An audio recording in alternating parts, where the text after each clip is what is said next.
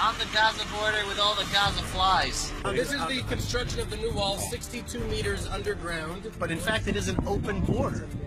So people can run and kind of get through this border. This is blowing my mind. We recognize the sounds. If you live close to the border, you can really recognize the whistle before a missile falls down.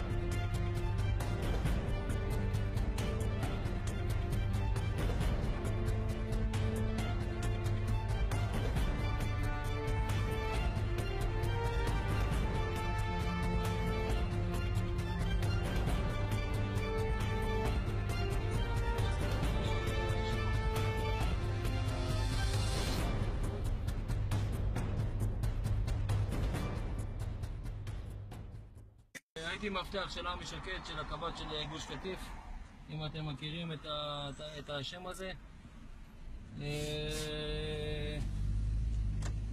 אני בביטחון כבר, לא יודע, 20 שנה בערך, מלבד הצבא.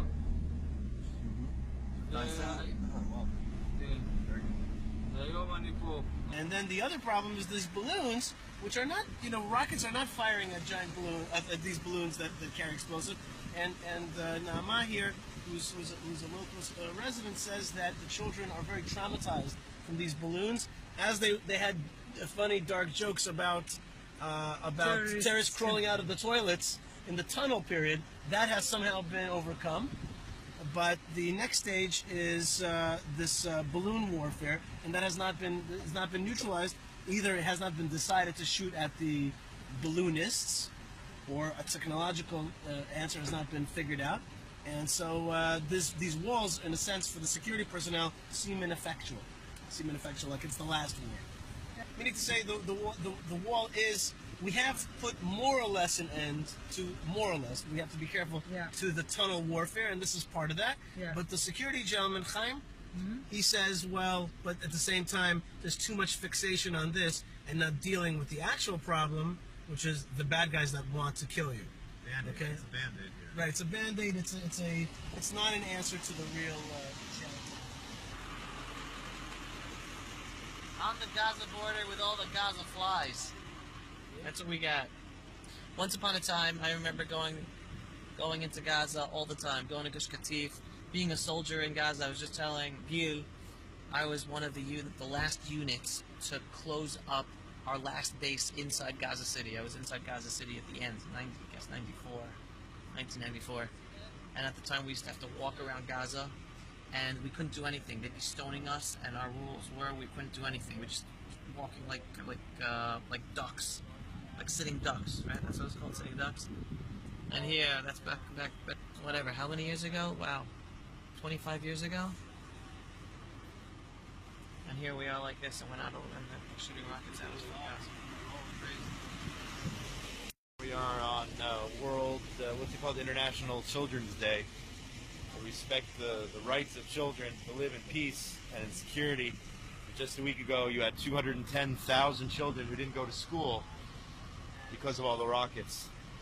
And that's not acceptable. So that's another reason that we're down here. The plight of the children living in the Israeli border communities. I know they have children on the other side. People talk about that. The only difference is we don't aim at their children. We don't target their children. And there's a huge moral difference in those who target at children deliberately, hiding behind their own children, carrying out a double war crime. And that's what Hamas and the terrorists in Gaza do. Israel carries out pinpointed strikes against the terrorists, and they target our children. So it's important to remember that here on World International Children's Day. Can I point something out to your people? The important thing from the West, that we project our values as if I'm from the West on the rest of the world. Now you have to understand, we look at Hamas hiding in kindergartens behind their children. We say, what a bunch of cowards hiding behind children. But they look at us, hiding our children behind us, and they say, what a bunch of cowards that aren't willing to sacrifice everything. Right? There's a foundational difference in the way we see them and the way they see us. And I think we as Jews need to understand we're not Westerners here. We're in the Middle East. We're Judeans. This is our indigenous land. And we have to be willing to see our enemy for who they are and what they are. Thanks. Just a thought. That's a good thought.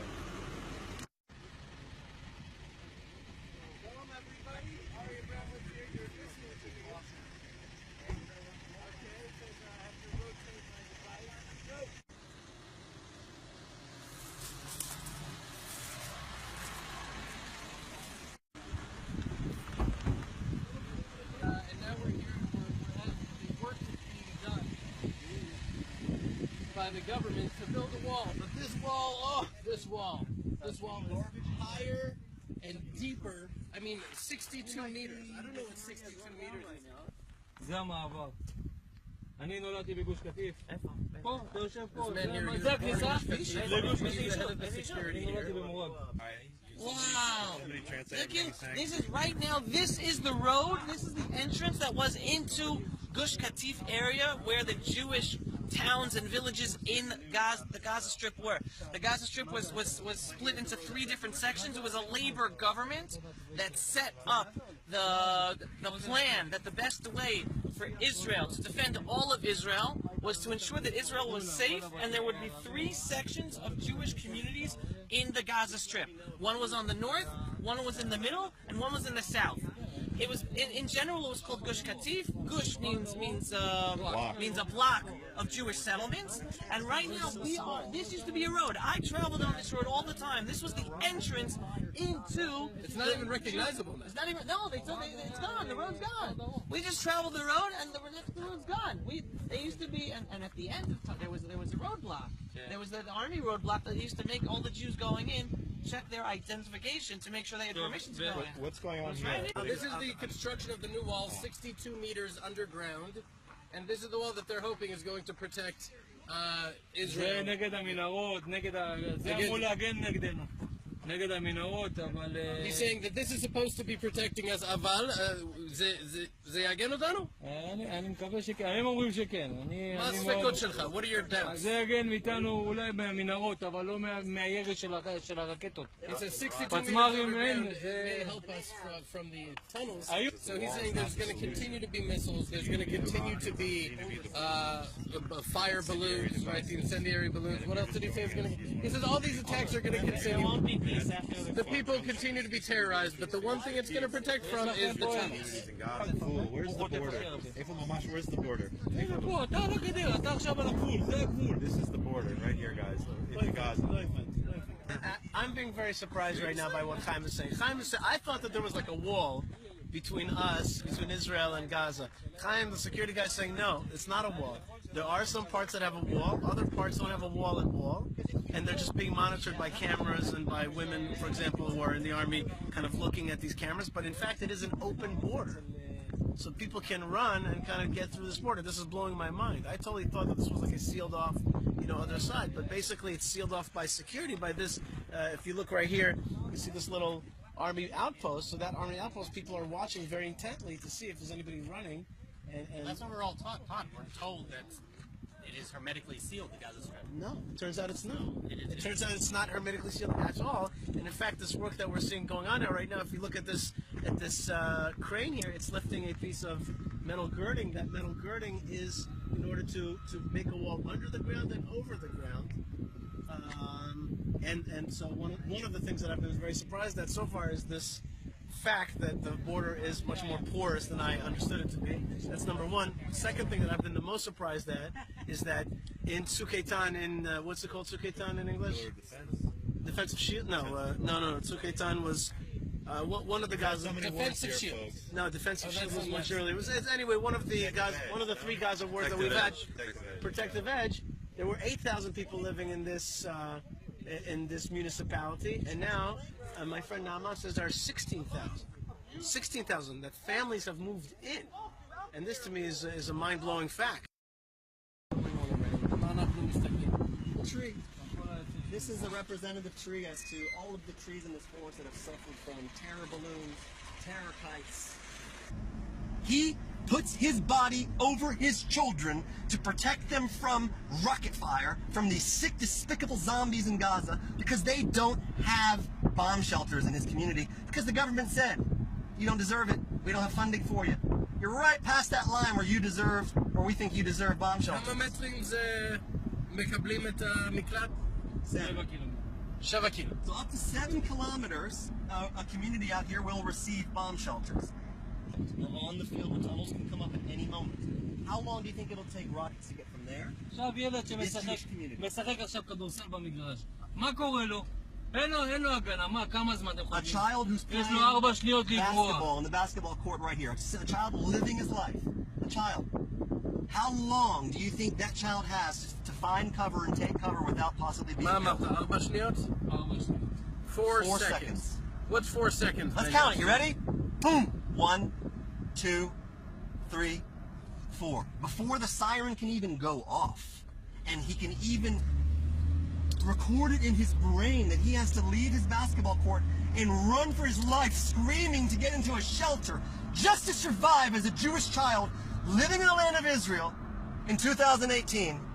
This is your home as much as it is his, as much as it is everybody around me. This is Israel.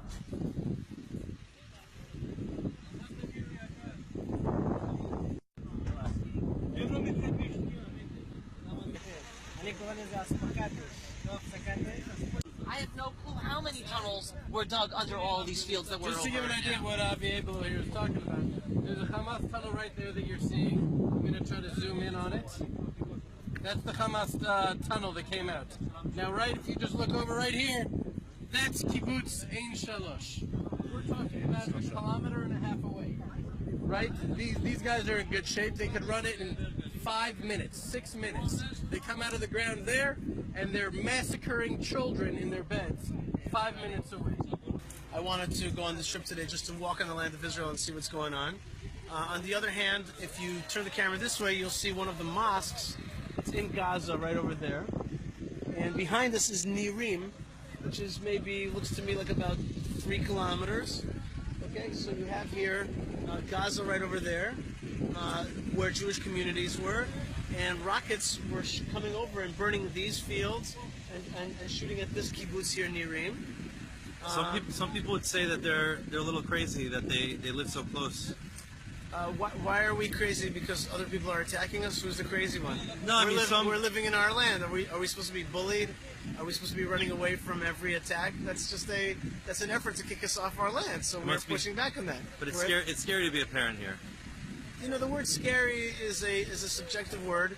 The fact is that I spoke to the people here, and they say that there used to live 8,000 people here. Now there's 16,000 people here.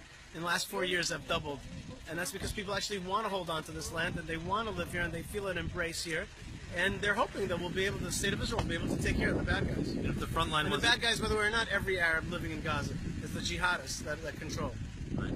And that front line there, if they weren't there, the front line would be where? The front line would keep on receding. It's like a receding front, hairline. It's like a receding. If we keep on, Zionism is not about being bullied. It's about overcoming that bullying of our enemies. We've been in a 100-year war, and we're holding on. If you think this is scary, the whole land of Israel is scary. There's a lot of bad guys all around, but we are determined to anchor ourselves, and we believe in God's promise. We believe in the strength of the IDF that God has given us, and we believe in our stiff-neckedness to hold on to this land. And it's that attitude that these fields are green. These fields are green, and those fields in Gaza used to be green. And I spoke to Chaim just now, and he says those very fields that his father left.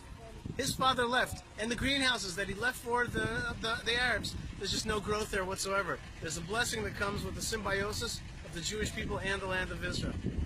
Okay, and nobody else has that blessing. Nobody else has that fertility. It's our land. We're home in this land, and this land, when we are, just like we belong on this land, and this land belongs to us, we belong to it.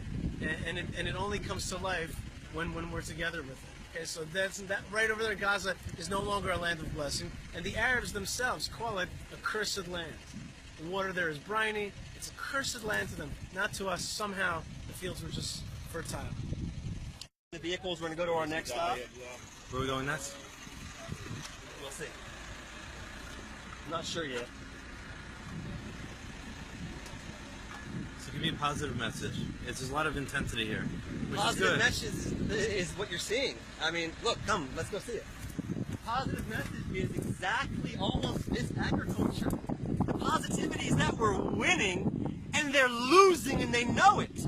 But it's up to the world to stop financing those losers and to start financing growth and life, because soon life will sprout out of these fields, and death attempted to sprout out of the fields right here, and in the same place that we're growing life to feed our nation. Now, for the Judean Roundtable, we're going to be selling peanuts. Well, these aren't oils. We grow peanuts. They build rockets. Well, compared to rockets, these are really peanuts.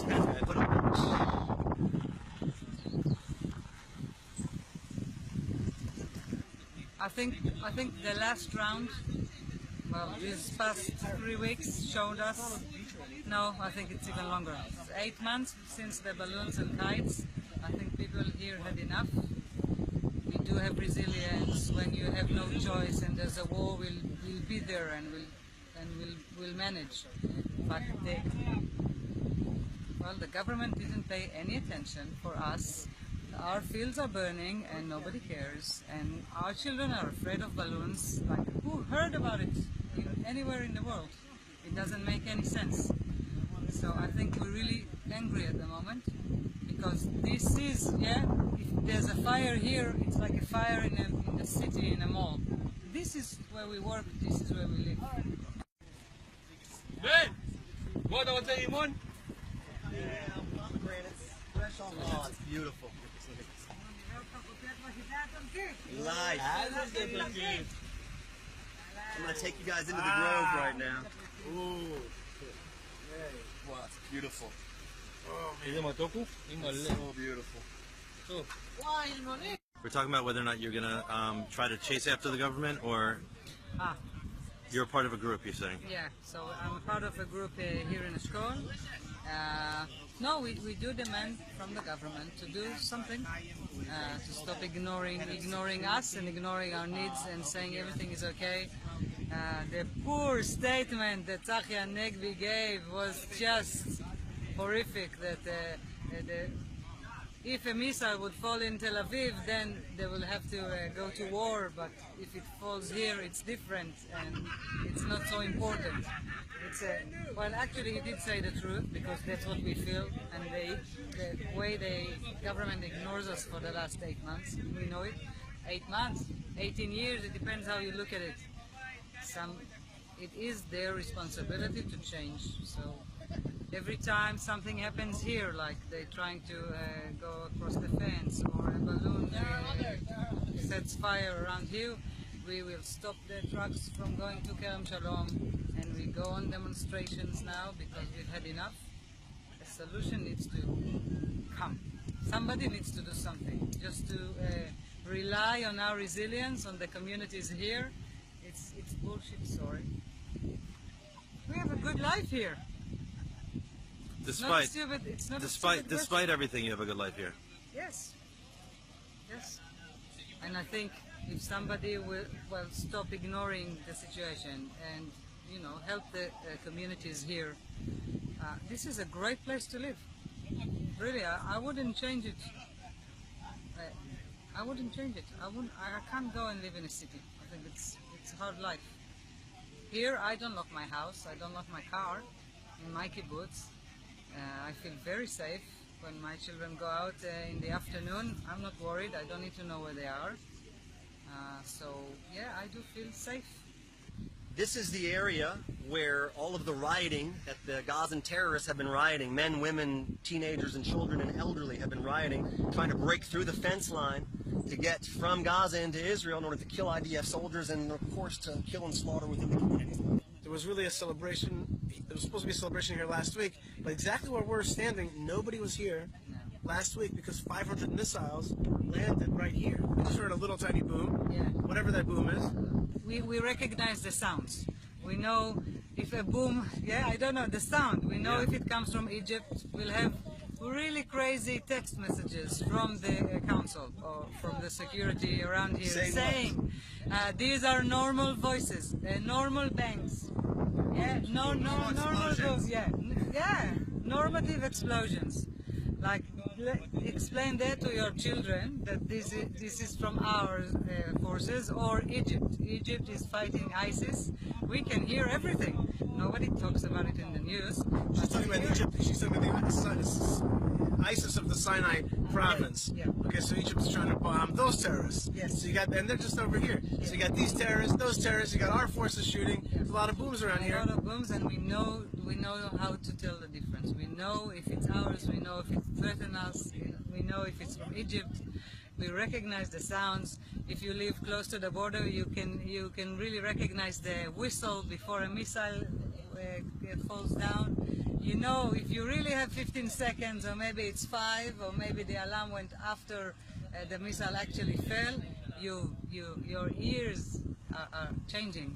You're speaking of your knowledge of all the sounds and the booms and everything. Yeah. You're an adult. Yeah. A child, you're saying, does a child have that level of understanding? Yes, and they do ask if it's ours or theirs. There will be questions. And they can hear and they say, it's from Egypt or Gaza.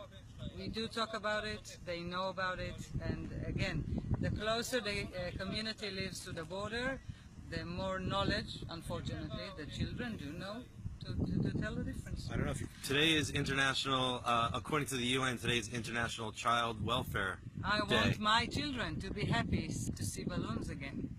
I cannot hear this, that I'm afraid of balloons or kites. I want them to be normal, you know, to be happy from normal things that all over the world people are happy.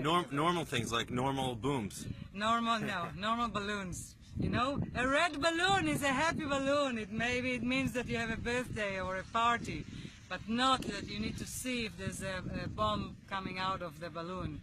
And a kite is a kite. A friend sent me a picture that there was somewhere in the center of Israel, there were flying kites. And I looked at the picture this Saturday, and I looked at it and I said, wow, you see a happy Saturday, people with kites, and I see the exact opposite. I see kites threatening. You know, kites now for me is a war photo. איפה אתה עכשיו? No, you can't. You can't. It takes time to build back up the resilience and the confidence and the security feeling.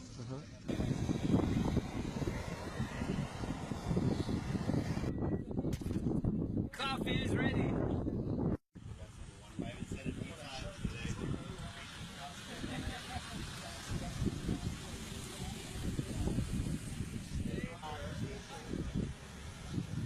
I used to love it. When we were living in Gush Katif, I told Malka, let's buy this house, let's live there, because I really loved it there. It's gorgeous. So that's my son says he's going to live there one day. And he knows we're going to be back there. We're going to be, in our lifetime, we're going to be back there. And we're going to have to be, because one of the great things about Hamas is that they're not going to. Such a funny way to put it. That's not. They're not never. gonna stop. They're never going to stop, and they're only going to stop when we take over, destroy that evil, cut it out, and come back home. And that's the beauty of them. Like, they are a dark force, and they're oppressive and suppressive, not just of Israel, but also of their own people.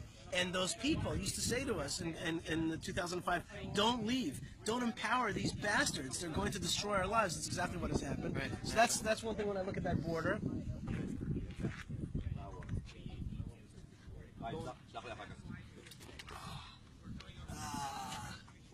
So the sun is going down here. We are outside a Jewish kibbutz, an Israeli kibbutz on the Gaza border with Israel. And just what impresses me is the spirit of the people here, the people we talk to, the residents, the security forces, the soldiers down here, that we all have a common bond and we all have a common purpose. And whatever Hamas over there tries to do to disrupt our lives, to murder us, to scare us, that's what terrorism really is. It's really trying to scare us. I mean, to find out that the population here in the Eshkol region doubled from 8,000 to 16,000 people over the last couple of years is truly remarkable.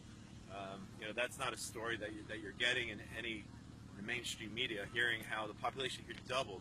Rocket fire last week, they fired 460 rockets, and despite it all, people are still wanting to come and live here and experience the beauty of this part of Israel. So that's really what I got out of today's Judean Roundtable, experiencing all that. So look at this. They're planting and growing in the land of Israel. They're trying to destroy us, and here we're planting and thriving and growing.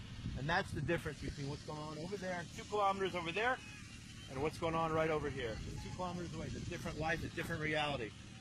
We are watering our crops, and things are growing and planting. And over there, they're building rockets and building missiles to try to murder our kids, and God forbid, cut across into one of these kibbutzim, and digging terror tunnels, and doing all that stuff.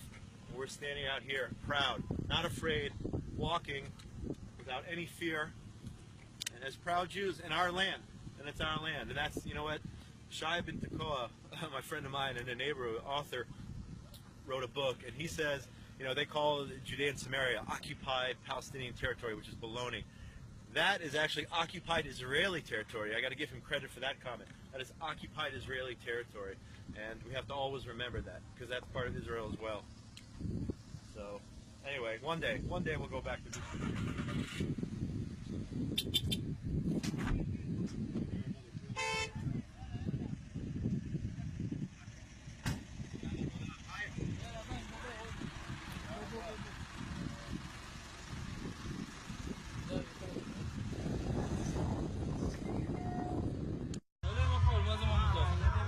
מה הבעיה לצלם? מה?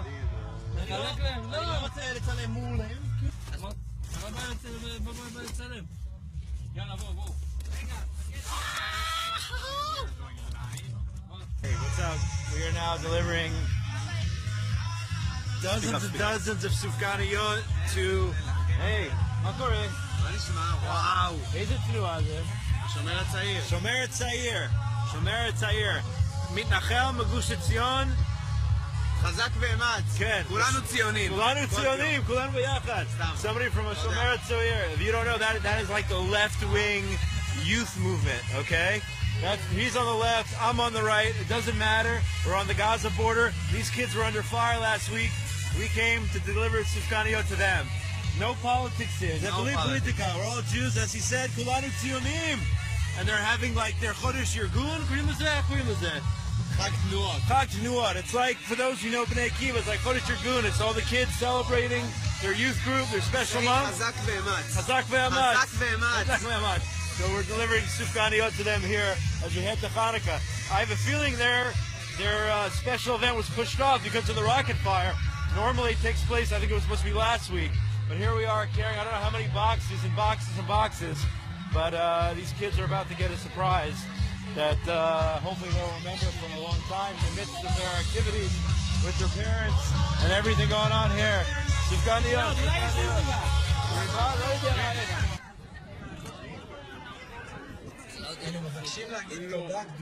ביטחון הוא גם החינוך של האדם. הוא הבית שלו, הוא הרחוב והשכונה שלו, הוא החברה שבתוכה צמח. וביטחון הוא גם התקווה של האדם. סופגניות, חינם, מתנה, סופגניות. Okay, we're having a lot of fun. What are we doing here, Yishai? What are we doing here? We are giving out some sufganiyot to our friends here, Badarom, in the south. That's right? No, not from America, from Yerushalayim.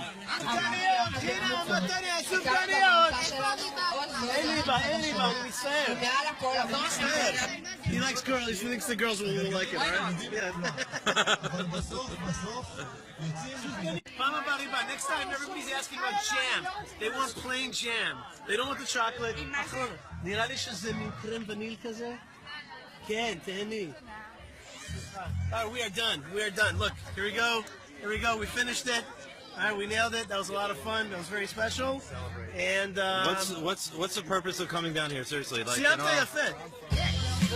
the purpose is very simple. And everything, but... The purpose is very simple. The purpose is to give a little joy. Just to give a little joy. Just to give a little joy to the young people in the south here. Come over here, buddy. Come over here. What's your name? Itai. Itai. How old are you? 14. 14. Where do you live? Frigan. Frigan. Frigan? Where is that? Over there. So you're close to the Gaza border? I'm 2 kilometers. 2 kilometers from the border? Yes. Have you suffered? Look, we live in a normal life, but sometimes we have some problems, but it's okay, everyone okay. Is your chazak? Yeah. But you did have to go into shelters? Yes, of course. Right. And your parents, it's hard for them? I don't know. They're getting nervous about you. They want you to be safe. Of course, yes. Yeah. All right. Well, that's why we came down today, just to give a little sufganiyot, just to give a little chibuk, a little love. That's it. Okay, Itai, Amara? Yeah. Itai, yara, אני אשב. All right, so it's just that simple. It's just being nice to people and just showing a little love. It's just that simple. It's an embrace. We feel you. You're in a tough place. We're with you. That's the woman Nama that she was talking about it, she kept saying a big theme of what she was talking about is that they feel like they've been abandoned and that people aren't thinking about them. What do you think about that? Well, they've been abandoned maybe in part by the government, but not by the people of Israel. And she told me that in the car also. She said that she can't believe. Josh Wonder asked her about what about are people inviting you? They're like, yeah, people pouring in invitations. If there's any problem, come sleep by me, stay by me. So they're actually used to this embrace, and we keep it up. But the government has not done enough to protect them by the very fact that if 500 missiles just fell on them, then that means the government has not done enough. It's just that simple. 500 missiles. So what do we bring 500? What do we bring 500 of them? Yeah, 500 sufganiyot, 500 hugs. You know, and that's really what this is about. There's no, you know, people are like, why are you bringing these donuts?